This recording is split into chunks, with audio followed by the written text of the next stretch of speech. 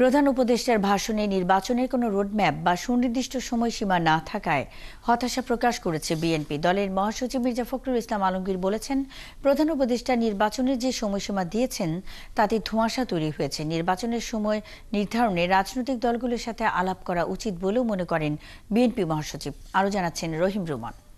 এখন election commission গঠন হয়ে গেছে। বুধবার রাতে গুলশানে বিএনপি চেয়ারপারসনের কার্যালয়ে বৈঠকে বসেন দলের স্থায়ী কমিটির সদস্য সহ শীর্ষ নেতারা। বৈঠকের সিদ্ধান্ত জানাতে সকালেরই সংবাদ সম্মেলন। এতে দলের স্থায়ী কমিটির সদস্য সালাউদ্দিন আহমেদ পঞ্চদশ সংশোধনীর রায়কে স্বাগত জানিয়ে বলেন, তত্ত্বাবধায়ক সরকার ব্যবস্থা ফিরলে খুশি হবে বিএনপি।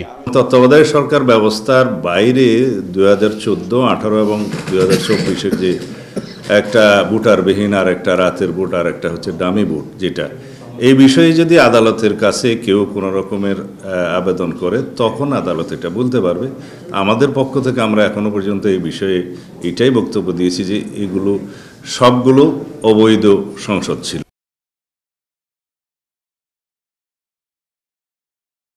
জাতির উদ্দেশ্যে দেয়া প্রধান উপদেষ্টার ভাষণে নির্বাচনের রোডম্যাপ ও সুনির্দিষ্ট সময়সীমা না থাকায় হতাশা প্রকাশ করেন দলের মহাসচিব।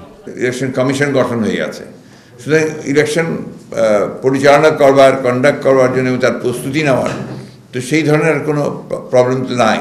সুতরাং অতি দ্রুত সেটা করা সম্ভব। কিন্তু আমরা যেটা আশা করেছিলাম যে আমরা সেটা বলেছি যে চিফ অ্যাডভাইজার সুনির্দিষ্ট একটা সময়ের মধ্যে একটা রোড ম্যাপ দিয়ে দেবেন, সেটা তিনি দেননি। এটা আপনারা আমাদেরকে কিছুটা হতাশ করেছে।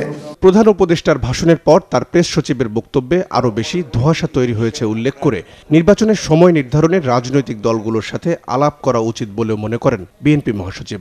তার প্রেস সচিব যে কথা বলেছেন, এই কথাটা আবার সাংঘর্ষিক কথা হয়ে গেছে। চিফ অ্যাডভাইজার বলেছিলেন, আর উনি বলছেন যে জুনের মধ্যে নির্বাচন হবে।